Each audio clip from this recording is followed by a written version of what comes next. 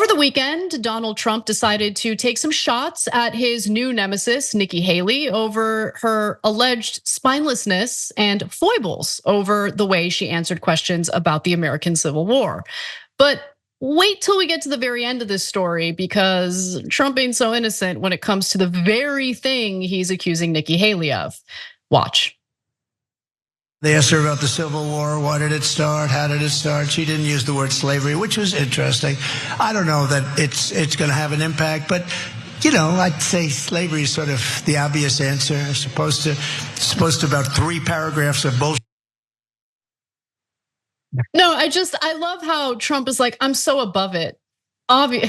Obviously, it was about slavery. That's exactly what I would have said. Immediately, I would have said the Civil War was about slavery, and I would condemn the Confederates, and I would condemn, the treason that they engaged in.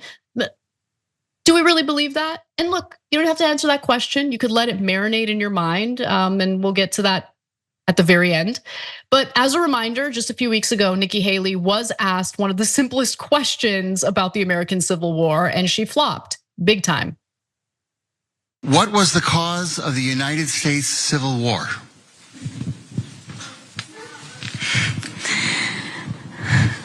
Well, don't come with an easy question or anything. I mean, I think the cause of the Civil War was basically how government was going to run, the freedoms and what people could and couldn't do. What do you think the cause of the Civil War was? I'm not the president. I wanted to see your view on the cause of the Civil War. I mean, I think it always comes down to the role of government. Thank you. And in the year 2023, it's astonishing to me that you answer that question without mentioning the word slavery. What do you want me to say about slavery? No, you answered my question. Next question. So it's a little difficult to hear the questions and statements made by the man that's conversing with Nikki Haley. So I'm gonna just read you the transcript real quick. So the man responded, in the year 2023, it's astonishing to me that you answered that question without mentioning the word slavery. Haley quickly replied with a question, what do you want me to say about slavery? And the man said, you've answered my question, thank you. Haley replied, next question. So Waz, what do you think about her handling of that? She got a lot of backlash. I think she's in a bad spot, honestly, though. Do you? I mean, come on. As a Republican politician, she's in a bad spot. As it relates to that question, to just come out and say, yeah, they fought that damn war over the institution of slavery. It's tough, because again, there are people in the South right now who will drink beers around a campfire and say the South will rise again. Rise again from what? Rise again from their status as slave states, right? That she can't come out and just say that. Me personally, I'm slightly annoyed by how we handle the question of slavery in this country, where we don't just come out and say they did slavery because they got rich off of it. It was about 80 to 90% of the economy down there, if you look it up. So yes, the powers that be was like, this institution that has greatly enriched me and generations of my family. No, I don't want it to end. So yes, I'm gonna convince people below me to go to war about it. Of course, obviously it's a horrible institution. Of course, they tried to reconcile it with all of these racist and racial tropes, of course. But you can't just come out and say yeah, they tried to take away the livelihoods of the people who ran the South, and they said no, and they got people to go to war for it. But you can't say that. I guess for whatever reason, a lot of people's self-conception of themselves as ancestors of Southerners can't come to grips with the idea that people would go to war over this horrible, horrible institution. And then again, you can't even come out and say, if you're Nikki Haley, and be like, well, the Northern industrialists just wanted to come in and impose a different kind of slavery on us, because then you got to bump up against capitalism, and you can't do that. Oh, she would never do that. Yeah, she would never do that. She'd rather fess up to the slavery component than she would talk about the economic component. Yeah, definitely. You can't do that, right? And again, this becomes such a charged issue for folks, where it's just like, guys, It's not hard to understand. They got very rich off of this slavery stuff. They started coming up with ways to justify it, period. They started coming up with ways to justify the exploitation of these African slaves. You know, they're dumb, they like it.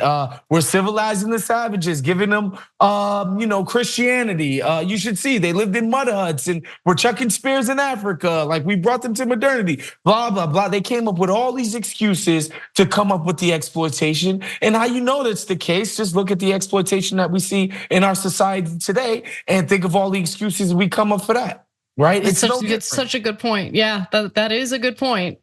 Well, I do wanna wrap this story up by just giving Trump some credit for calling Nikki Haley out on something that she deserved to get some backlash for.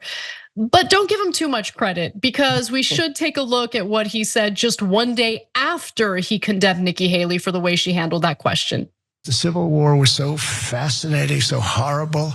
It was so horrible, but so fascinating. It was, I don't know, it was just different. I just find it, I'm so attracted to seeing it. So many mistakes were made. See, there was something I think could have been negotiated, to be honest with you. I think you could have negotiated that. Because I was reading something and I said, this is something that could have been negotiated.